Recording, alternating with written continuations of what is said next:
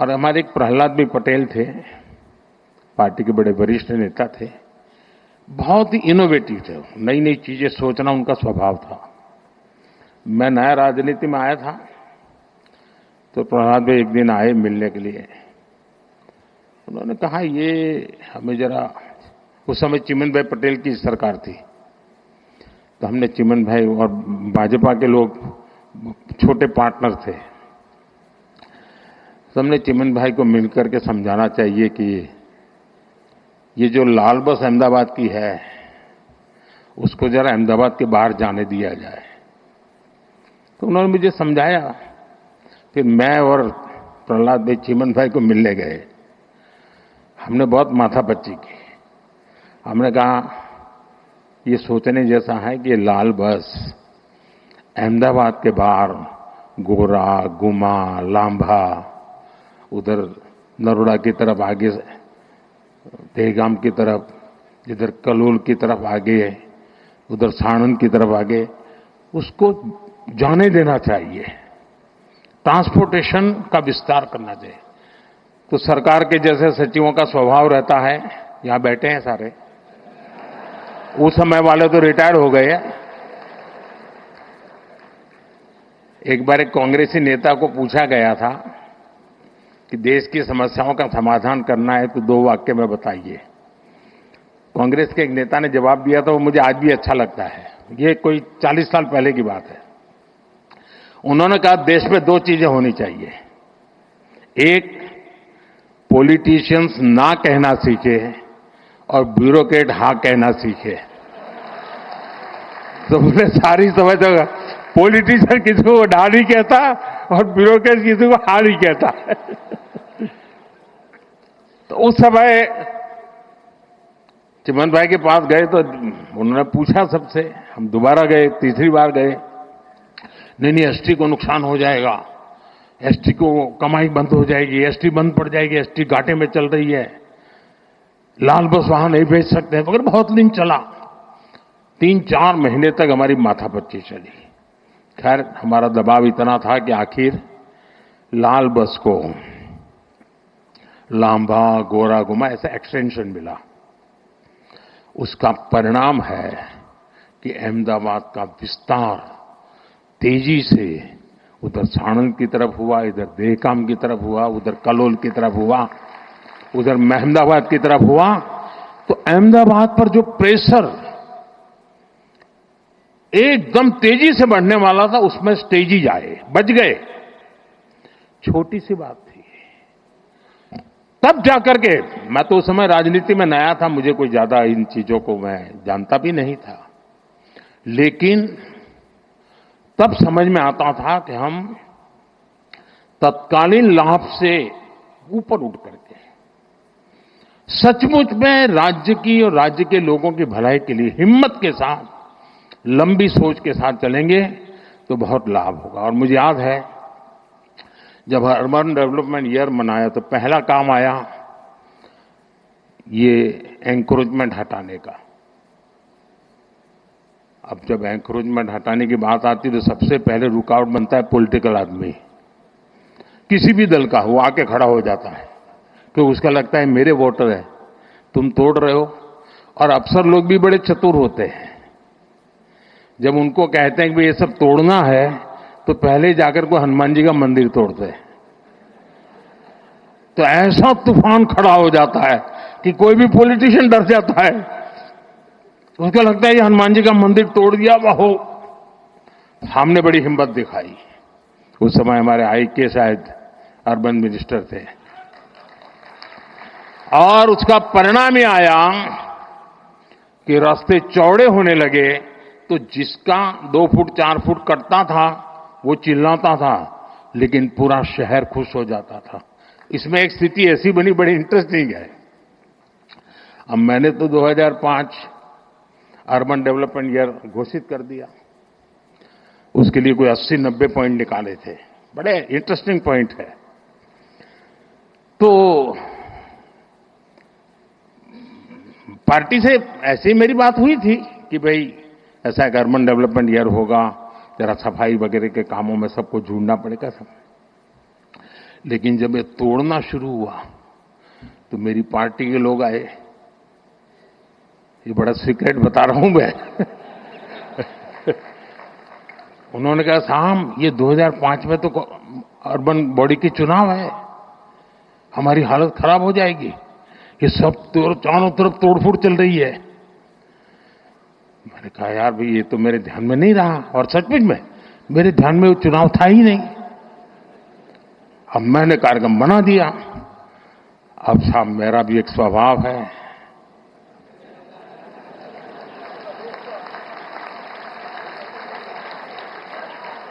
हम तो बचपन से पढ़ते आए हैं डगलू बरू के ना हटबू। तो मैंने कहा देखिए भाई आपकी चिंता सही है, लेकिन अब पीछे नहीं हट सकते। अब तो ये अर्बन डेवलपमेंट एरिया होगा, हार जाएंगे चुनाव क्या है, जो भी होगा। हम किसी का बुरा करना नहीं चाहते, लेकिन गुजरात में शहरों का रूप रंग बदलना बहुत जरूरी है। साथियों हम लोग लगे रहे, काफी विरोध भी हुआ, काफी आंदोलन हुए, बहुत परेशानी हुई। यहां मीडिया वालों को भी बड़ा मजा आ गया कि मोदी अब शिकार आ गया हाथ में, तो वो भी बड़ी तुरी ताकत से लग गए थे। और उसके बाद जब चुनाव हुआ, देखिए मैं राजनेताओं को कहता हूं, मैं देश भर के राजनेता मुझे सुनते हैं तो देखना कहनाता हूं, अगर आपने सदनिष्ठा से ईमानदारी से लोगों की भलाई के लिए निर्णय करते हैं, तत्कालीन भले बुरा लगे लोग साथ चलते हैं। और उस समय जो चुनाव हुआ 90% विक्ट्री बीजेपी की हुई थी, 90%। यानी लोग जो मानते हैं कि जनता ये नहीं जाए, और मुझे याद है अभी ये जो यहां अटल ब्रिज बना है ना, तो मुझे ये साबरमती रिवर फ्रंट पे, तो पता नहीं क्यों मुझे उद्घाटन के लिए बुलाया था। कई कार्यक्रम थे तो मैंने कहा चलो भी हम भी देखने जाते, तो मैं जरा वो अटल ब्रिज पर टहलने गया, तो वहां मैंने देखा कुछ लोगों ने पान की पिचकारियां लगाई थी। अभी तो उद्घाटन होना था, लेकिन कार्यक्रम हो गया था। तो मेरा दिमाग, मैंने कहा इस पर टिकट लगाओ। तो ये सारे लोग आ गए, साहब चुनाव है, उसके बाद चुनाव था, बोले टिकट नहीं लगा सकते। मैंने कहा टिकट लगाओ वरना ये तुम्हारा अटल ब्रिज बेकार हो जाएगा। फिर मैं दिल्ली गया, मैंने दूसरे दिन फोन करके पूछा, मैंने कहा क्या हुआ टिकट लगाने का। एक दिन भी बिना टिकट नहीं चलना चाहिए। साथियों खैर मेरा मान सम्मान रखते हैं सब लोग, आखिरकार हमारे लोगों ने ब्रिज पर टिकट लगा दिया। आज टिकट भी हुआ, चुनाव भी जीते दोस्तों, और वो अटल ब्रिज चल रहा है। मैंने कांकेरिया का पुनर्निर्माण का कार्यक्रम लिया, उसको टिकट लगाया, तो कांग्रेस ने बड़ा आंदोलन किया, कोर्ट में चले गए। लेकिन वो छोटा सा प्रयास पूरे कांकेरिया को बचा के रखा हुआ है, और आज समाज का हर वर्ग बड़े सुख चैन से वहां जाता है। कभी कभी राजनेताओं को बहुत छोटी चीजें डर जाते हैं। समाज विरोधी नहीं होता है, उसको समझाना होता है, वो सहयोग करता है और अच्छे परिणाम भी मिलते हैं। देखिए शहरी विकास की एक एक चीज इतनी बारीकी से बनाई गई, और उसी का परिणाम था। और मैं आपको बताता हूं, ये जो अब मुझ पर दबाव बढ़ने वाला है, और ऑलरेडी शुरू हो गया कि मोदी ठीक है 4 नंबर तो पहुंच गए, बताओ 3 कब पहुंचोगे। इसकी एक जड़ी बूटी आपके पास है। अब जो हमारे ग्रोथ सेंटर हैं वो अर्बन एरियाज है।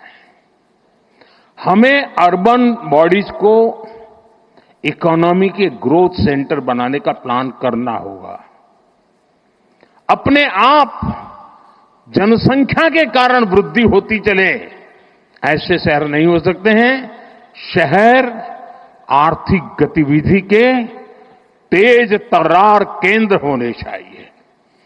और अब तो हमने टियर 2, टियर 3 सिटी पे भी बल देना चाहिए, और वो इकोनॉमी एक्टिविटी के सेंटर बनने चाहिए। और मैं तो पूरे देश की नगरपालिका, महानगरपालिका के लोगों को कहना चाहूंगा, अर्बन बॉडी से जुड़े हुए सब लोगों से कहना चाहूंगा कि वे टारगेट करें कि एक साल में उस नगर की इकोनॉमी कहां से कहां पहुंचाएंगे, वहां की अर्थव्यवस्था का कद कैसे बढ़ाएंगे, वहां जो चीजें मैन्युफैक्चर हो रही हैं उसमें क्वालिटी इंप्रूव कैसे करेंगे, वहां नए नए इकोनॉमिक एक्टिविटी के रास्ते कौन से खोलेंगे। ज्यादातर मैंने देखा नगर पालिकाएं जो नई नई बनती है तो क्या करते हैं, एक बड़ा शॉपिंग सेंटर बना देते हैं। पॉलिटिशियनों को भी जरा सूट करता है, वो 30-40 दुकानें बना देंगी और 10 साल तक लेने वाला नहीं आता है। इतने से काम नहीं चलेगा। स्टडी करके और खास करके जो एग्रो प्रोडक्ट है, मैं तो टियर 2, टियर 3 सिटी के लिए कहूंगा, जो किसान पैदावार करता है उसका वैल्यू एडिशन, ये इन नगर पालिकाओं में शुरू हो। आसपास से खेती की चीजें आए, उसमें से कुछ वैल्यू एडिशन हो, गांव का भी भला होगा, शहर का भी भला होगा। उसी प्रकार से आपने देखा होगा इन दिनों स्टार्टअप में भी आपको ध्यान में आया होगा कि पहले स्टार्टअप बड़े शहर के बड़े उद्योग घरानों के आसपास चलते थे। आज देश में करीब 2 लाख स्टार्टअप है और ज्यादातर टियर 2, टियर 3 सिटी में है। और इसमें भी गर्व की बात है कि उसमें काफी नेतृत्व हमारी बेटियों के पास है, बेटियों के पास है। स्टार्टअप की लीडरशिप बेटियों के हाथ में है। ये एक बहुत बड़ी क्रांति की संभावनाओं को जन्म देता है। और इसलिए मैं चाहूंगा कि अर्बन डेवलपमेंट ईयर के जब 20 साल मना रहे हैं और एक सफल प्रयोग को हम याद करके आगे की दिशा तय करते हैं, तब हम टियर 2, टियर 3 सिटी को भी बल दें। शिक्षा में भी टियर 2, टियर 3 सिटी काफी आगे रहा। इस तरह देख लीजिए, पहले एक जमाना था कि 10th और 12th के रिजल्ट आते थे तो जो नामी स्कूल्स रहते थे बड़े, उसी के बच्चे फर्स्ट 10 में होते थे। इन दिनों शहरों की बड़ी बड़ी स्कूलों का नामो निशान नहीं होता है। टियर 2, टियर 3 सिटी की स्कूल के बच्चे पहले 10 में आते हैं। देखा होगा आपने, गुजरात में भी यही हो रहा है। इसका मतलब यह हुआ कि हमारे छोटे शहरों के पोटेंशियल, उसकी ताकत बढ़ रही है। खेल का देखिए, पहले क्रिकेट देखिए आप, क्रिकेट तो हिंदुस्तान में हर गली मोहल्ले में खेला जाता है, लेकिन बड़े शहर के बड़े रहीशी परिवारों से ही खेलकूद क्रिकेट अटका हुआ था। आज सारे खिलाड़ी में से आधे से ज्यादा खिलाड़ी टियर 2, टियर 3 सिटी गांव के बच्चे हैं जो खेल में इंटरनेशनल खेल खेल करके कमाल करते हैं। यानी हम समझे कि हमारे शहरों में बहुत पोटेंशियल है। और जैसा मनोहर जी ने भी कहा और यहां वीडियो में भी दिखाया गया, ये हमारे लिए बहुत बड़ी अपॉर्चुनिटी है जी। 4 में से 3 नंबर की इकोनॉमी के पहुंचने के लिए हम हिंदुस्तान के शहरों की अर्थव्यवस्था पर अगर फोकस करेंगे तो हम बहुत तेजी से वहां भी पहुंच पाएंगे। साथियों, ये गवर्नेंस का एक मॉडल है। दुर्भाग्य से हमारे देश में एक ऐसे इकोसिस्टम ने जमीनों में अपनी जड़ें ऐसी जमाई हुई है कि इस भारत के सामर्थ्य को हमेशा नीचा दिखाने में लगी है। वैचारिक विरोध के कारण व्यवस्थाओं के विकास का अस्वीकार करने का उनका स्वभाव बन गया है। व्यक्ति के प्रति पसंद नापसंद के कारण उसके द्वारा की गई हर काम को बुरा बता देना एक फैशन का तरीका चल पड़ा है और उसके कारण देश की अच्छी चीजों का नुकसान हुआ है। ये गवर्नेंस का एक मॉडल है। अब आप देखिए, हमने शहरी विकास पर तो बल दिया, लेकिन वैसा ही जब मुझे आपने दिल्ली भेजा तो हमने एस्पिरेशनल डिस्ट्रिक्ट, एस्पिरेशनल ब्लॉक के विचार किया कि हर राज्य में एकाध जिला, एकाध तहसील ऐसी होती हैं जो इतना पीछे होता है कि वो स्टेट की सारी एवरेज को पीछे खींच ले जाता है। आप जंप लगा ही नहीं सकते, वो बेड़ियों की तरह होता है। मैंने कहा पहले इन बेड़ियों को तोड़ना है। और देश में 100 के करीब एस्पिरेशनल डिस्ट्रिक्ट उनको आइडेंटिफाई किया गया। एक 40 पैरामीटर से देखा गया कि यहां क्या जरूरत है। अब 500 ब्लॉक्स आइडेंटिफाई किए हैं। Whole of the government approach के साथ फोकस किया गया, यंग अफसरों को लगाया गया, फुल टेन्योर के साथ काम करे ऐसा लगाया। आज दुनिया के लिए एक मॉडल बन चुका है और जो डेवलपिंग कंट्रीज है उनको भी लग रहा है कि हमारे यहां विकास के इस मॉडल की ओर हमें चलना चाहिए। हमारा एकेडमिक वर्ल्ड भारत के इन प्रयास और सफल प्रयासों के विषय में सोचे, और जब एकेडमिक वर्ल्ड इस पर सोचता है तो दुनिया के लिए भी वो एक अनुकरणीय उदाहरण के रूप में काम आता है। साथियों, आने वाले दिनों में टूरिज्म पर हमें बल देना चाहिए। गुजरात ने कमाल करके दिया है जी। कोई सोच सकता है कच्छ के रेगिस्तान में जहां कोई जाने का नाम नहीं लेता था, वहां आज जाने के लिए बुकिंग नहीं मिलता है, बुकिंग नहीं मिलता है। चीजों को बदला जा सकता है। दुनिया का सबसे बड़ा ऊंचा स्टैच्यू, ये अपने आप में अद्भुत है। मुझे बताया गया कि बड़नगर में जो म्यूजियम बना है, कल मुझे एक यूके के एक सज्जन मिले थे, उन्होंने कहा कि मैं बड़नगर का म्यूजियम देखने गया। ये इंटरनेशनल लेवल में इतने ग्लोबल स्टैंडर्ड का वो म्यूजियम बना है, और भारत में काशी जैसे बहुत कम जगह हैं कि जो अविनाशी है, जो कभी भी मृतप्राय नहीं हुए, जहां हर पल जीवन रहा है, उसमें एक बड़नगर है जिसमें 2800 साल तक के सबूत मिले। अभी हमारा काम है कि वो इंटरनेशनल टूरिस्ट मैप पर कैसे आए। हमारा लोथल, जहां हम एक म्यूजियम बना रहे हैं, मैरीटाइम म्यूजियम, 5000 साल पहले मैरीटाइम में दुनिया में हमारा डंका बजता था। धीरे धीरे हम भूल गए। लोथल उसका जीता जागता उदाहरण है। लोथल में दुनिया का सबसे बड़ा मैरीटाइम म्यूजियम बन रहा है। आप कल्पना कर सकते हैं कि इन चीजों का कितना लाभ होने वाला है। और इसलिए मैं कहता हूं, 2005 का हुए समय था जब पहली बार गिफ्ट सिटी के आइडिया को कंसीव किया गया।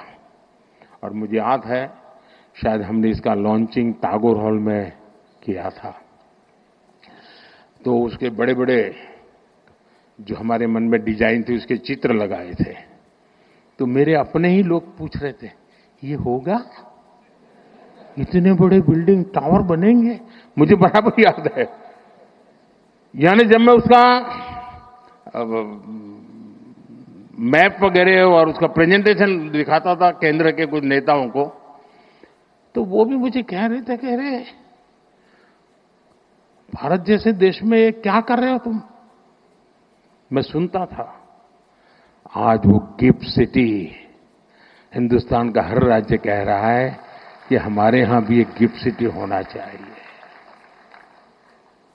साथियों, एक बार कल्पना को करते हुए उसको जमीन पर, धरातल पर उतारने का अगर हम प्रयास करें तो कितने बड़े अच्छे परिणाम मिल सकते हैं, ये हम भली भांति देख रहे हैं।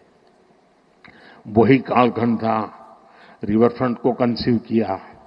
वही कालखंड था जब दुनिया का सबसे बड़ा स्टेडियम बनाने का सपना देखा, पूरा किया। वही कालखंड था दुनिया का सबसे ऊंचा स्टैच्यू बनाने के लिए सोचा, पूरा किया।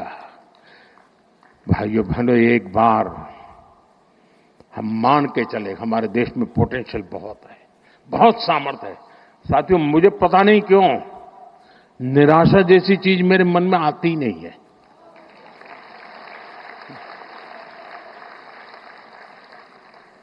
मैं इतना आशावादी हूं और मैं सामर्थ्य को देख पाता हूं जी। मैं दीवारों के उस पार देख सकता हूं मेरे देश के सामर्थ्य को देख सकता हूं, मेरे देशवासियों के सामर्थ्य को देख सकता हूं। और इसी के भरोसे हम बहुत बड़ा बदलाव ला सकते हैं। और इसलिए आज मैं गुजरात सरकार का बहुत आभारी हूं कि आप मुझे यहां आने का मौका दिया है। कुछ ऐसी पुरानी पुरानी बातें आज ताजा करने का मौका मिल गया। लेकिन आप विश्वास करिए दोस्तों, गुजरात की बहुत बड़ी जिम्मेवारी है। हम देने वाले लोग हैं, हमें देश को हमेशा देना चाहिए। और हम इतनी ऊंचाई पर गुजरात ले जाएं, इतनी ऊंचाई पर ले जाएं कि देशवासियों के लिए गुजरात काम आना चाहिए। दोस्तों, इस महान परंपरा को हमें आगे बढ़ाना चाहिए। मुझे विश्वास है गुजरात एक नए सामर्थ्य के साथ, अनेकविध नई कल्पनाओं के साथ, अनेकविध नए इनिशिएटिव के साथ आगे बढ़ेगा। मुझे मालूम है मेरा भाषण शायद कितना लंबा हो गया होगा, पता नहीं क्या हुआ, लेकिन कल मीडिया में 2-3 चीजें आएगी, वो भी मैं बता देता हूं। मोदी ने अफसरों को डांटा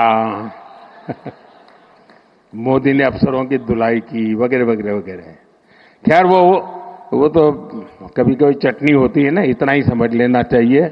लेकिन जो बाकी बातें मैंने याद की है उसको याद करके जाइए।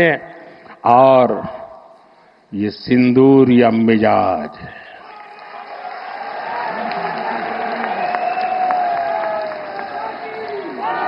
ये सिंदूरिया स्पिरिट, दोस्तों 6 मई की रात ऑपरेशन सिंदूर सैन्य बल से प्रारंभ हुआ था। लेकिन अब ये ऑपरेशन सिंदूर जन बल से आगे बढ़ेगा। और जब मैं सैन्य बल और जन बल की बात करता हूं, तब ऑपरेशन सिंदूर जन बल का मतलब मेरा होता है जन जन देश के विकास के लिए भागीदार बने, दायित्व संभालें। हम इतना तय कर लें कि 2047 जब भारत की आजादी के 100 साल होंगे, विकसित भारत बनाने के लिए तत्काल भारत की इकोनॉमी को 4 नंबर से 3 नंबर पर ले जाने के लिए अब हम कोई विदेशी चीज का उपयोग नहीं करेंगे। हम गांव-गांव व्यापारियों को शपथ दिलवाएं, व्यापारियों का कितना ही मुनाफा क्यों ना हो, आप विदेशी माल नहीं बेचोगे। लेकिन दुर्भाग्य देखिए, गणेश जी भी विदेश से आ जाते हैं। छोटी आंख वाले गणेश जी आएंगे, गणेश जी की आंख भी नहीं खुल रही है। होली रंग छिड़कना है, बोले विदेशी। हमें पता था, आप भी अपने घर जाकर के सूची बनाना। सचमुच में ऑपरेशन सिंदूर के लिए एक नागरिक के नाते मुझे एक काम करना है। आप घर में जाकर सूची बनाइए कि आपके घर में 24 घंटे में सुबह से दूसरे दिन सुबह तक कितनी विदेशी चीजों का उपयोग होता है। आपको पता ही नहीं होता है।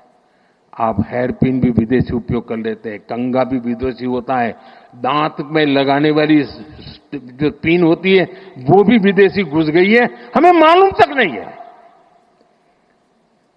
पता ही नहीं है। दोस्तों, देश को अगर बचाना है, देश को बनाना है, देश को बढ़ाना है, तो ऑपरेशन सिंदूर ये सिर्फ सैनिकों के जिम्मे नहीं है। ऑपरेशन सिंदूर 140 करोड़ नागरिकों के जिम्मे। देश सशक्त होना चाहिए, देश समर्थ होना चाहिए, देश का नागरिक सामर्थ्यवान होना चाहिए। और इसके लिए हमने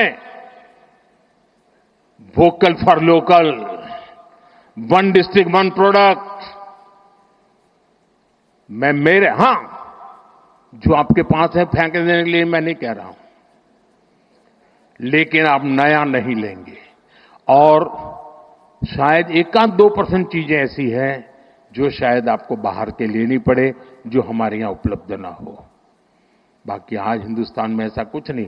आपने देखा होगा, आज से पहले 25 साल 30 साल पहले विदेश से कोई आता था तो लोग लिस्ट भेजते थे कि ये ले आना, ये ले आना। आज विदेश से आते हैं, वो पूछते हैं कि कुछ लाना है, तो यहां वाले के नहीं, यहां सब है, मत लाओ, सब कुछ है। हमें अपनी ब्रांड पे गर्व होना चाहिए, मेड इन इंडिया पर गर्व होना चाहिए। ऑपरेशन सिंदूर सैन्य बल से नहीं, जनबल से जीतना है दोस्तों। और जनबल आता है मातृभूमि की मिट्टी में पैदा हुई हर पैदावार से आता है। इस मिट्टी की जिसमें सुगंध हो, इस देश के नागरिक के पसीने की जिसमें सुगंध हो, उन चीजों का मैं इस्तेमाल करूंगा। अगर मैं ऑपरेशन सिंदूर को जन जन तक, घर घर तक लेके जाता हूं, आप देखिए हिंदुस्तान को 2047 के पहले विकसित राष्ट्र बना के रहेंगे और अपनी आंखों के सामने देख के जाएंगे दोस्तों। इसी एक अपेक्षा के साथ मेरे साथ पूरी ताकत से बोलिए, भारत माता की, भारत माता की, भारत माता की। जरा तिरंगे ऊपर लहराने चाहिए। भारत माता की जय, भारत माता की जय, भारत माता की जय। वंदे वंदे वंदे वंदे वंदे वंदे वंदे वंदे वंदे वंदे वंदे वंदे। धन्यवाद जी। माननीय प्रधानमंत्री आप जो जी, आपके प्रेरणादायी संबोधन, आपकी गरिमा।